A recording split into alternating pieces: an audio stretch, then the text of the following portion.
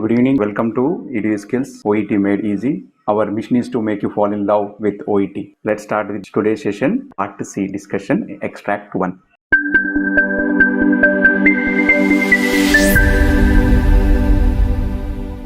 This is my first session. Thanks Father Saleen Joseph for his entire efforts to keep this Edu Skills group and the people to learn OET very easily. And I thank all my senior admins and my team members, Nitya ma'am, Mini ma'am, and all my friends, colleagues. Thanks to everyone for giving me this opportunity. So as usually Father is saying in every video, wherein listening requires some skills. We have to skim the audio in terms of synonyms language, paraphrasing, scale, modal verbs, chronological time expressions, name, comparison and contrast, number, might be age, sometimes year, stem words like cause, the reason, cause and effect, topic sentence or key or word phrase, references and negative meanings and conclusions. These all are the 14 aspects we have to skim for when the audio is playing during listening task. Let's listen the audio extract 1 of part C. See, we have 6 questions. For each question, we have 3 options. Please listen the audio carefully. Extract 1. Questions 31 to 36. You hear an interview with a neurosurgeon called Dr. Ian Marsh, who specialises in the treatment of concussion in sport. You now have 90 seconds to read questions 31 to 36.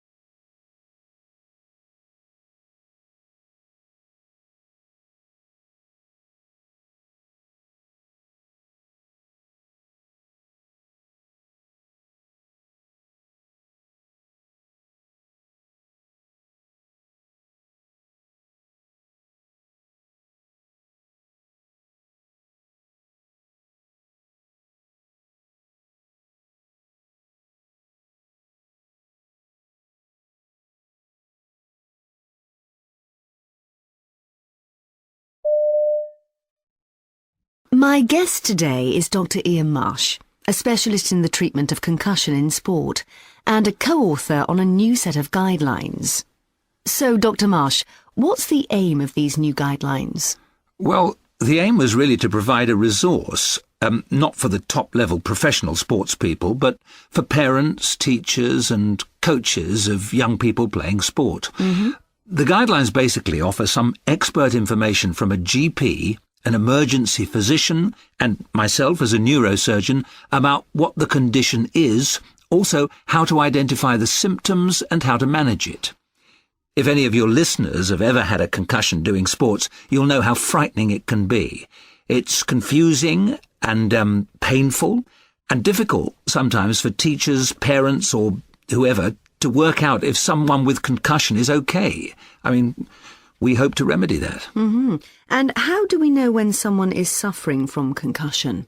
Well, obviously if the person's actually knocked out, it's clear. Mm-hmm. But not all patients actually lose consciousness. Often, following a hard knock to the head, they become disorientated or experience headaches, nausea or vomiting. These are signs of concussion, and they may clear initially, but then return when the individual actually undertakes further physical activity. Right. When they start to train, say. So it can actually take quite a while for things to really clear up. The essence of it is that people shouldn't start playing again until those warning signs have completely subsided. Yes, and you say that waiting anything less than 14 days after all the symptoms have cleared would be too early to return. Yeah, that's right.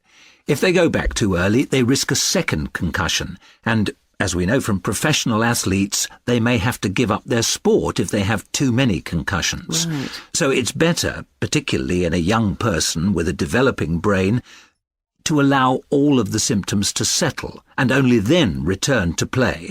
Well, usually return to train first, then return to play after that. It used to be thought that receiving another concussion could lead to severe brain swelling, and that could be fatal, or at least involve a visit to the emergency room. I think the evidence is fairly slim for that.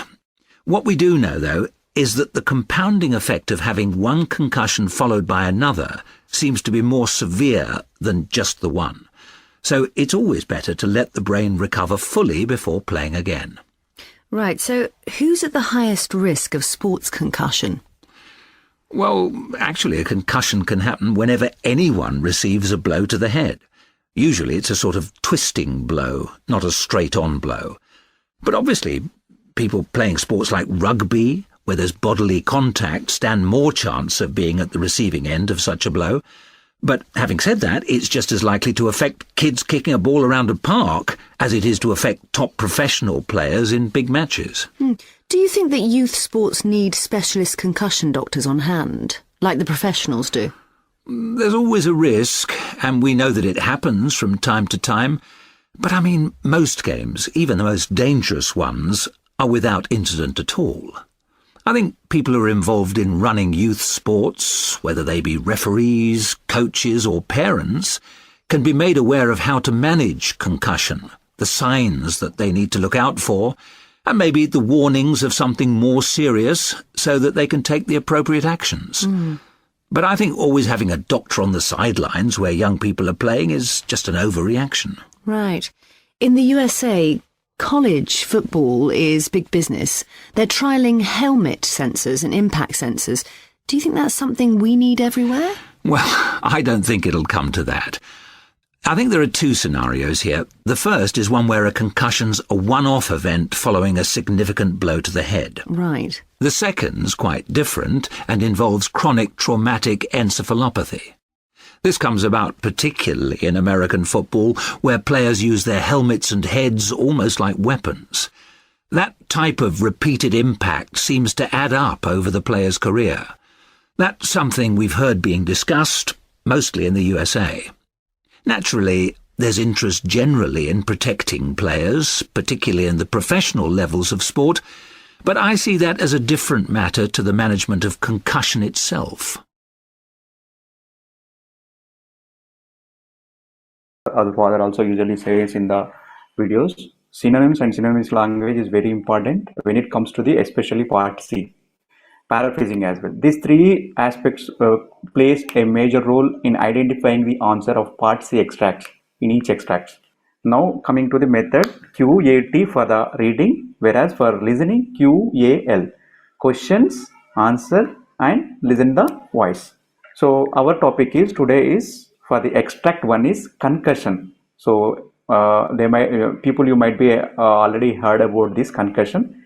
Concussion is a kind of injury usually happens in the sports type of in the sports rugby or football. In such kind of sports, it usually happens because of the object is suddenly coming and hitting like a hard rock on the head.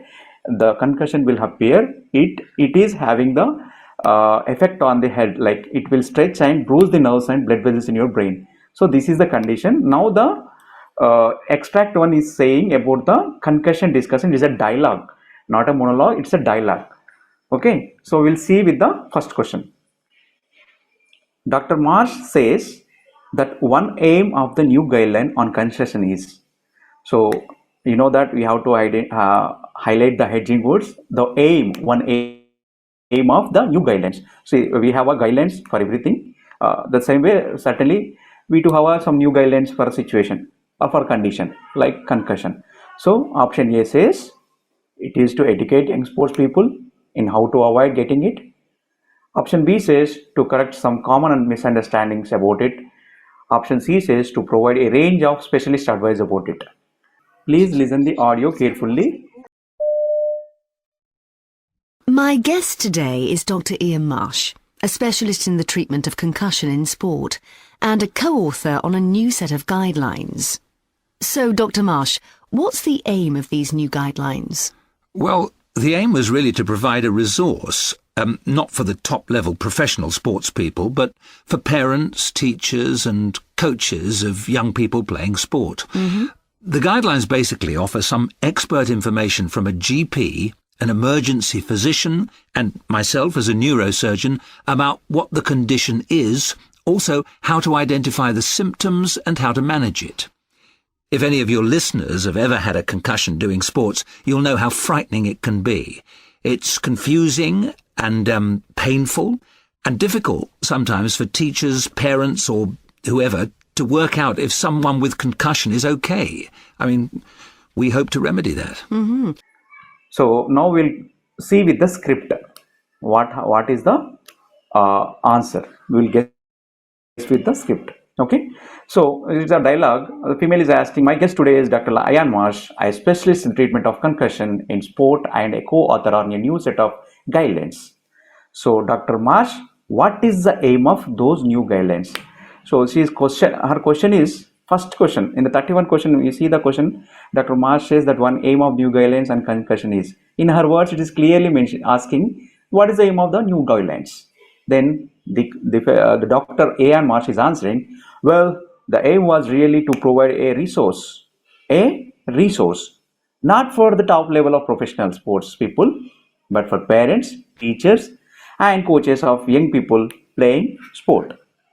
Okay, so he's saying the aim was really to provide a resource, kind of information, not for the top level professional sports people, but contrast word for parents, teachers, and coaches of young people and those who are playing sport. Who is the people who are playing the sports and their parents, their teachers, and their coaches. It is for them. And continuously he is saying the guidelines basically offer some expert information from a GP, general practitioner, an emergency physician, and myself as a neurosurgeon about what the condition is, also how to identify the symptoms and how to manage it. So you can understand with the option, which option is matching here in the option A, B, C, which option is matching here? C1. C1.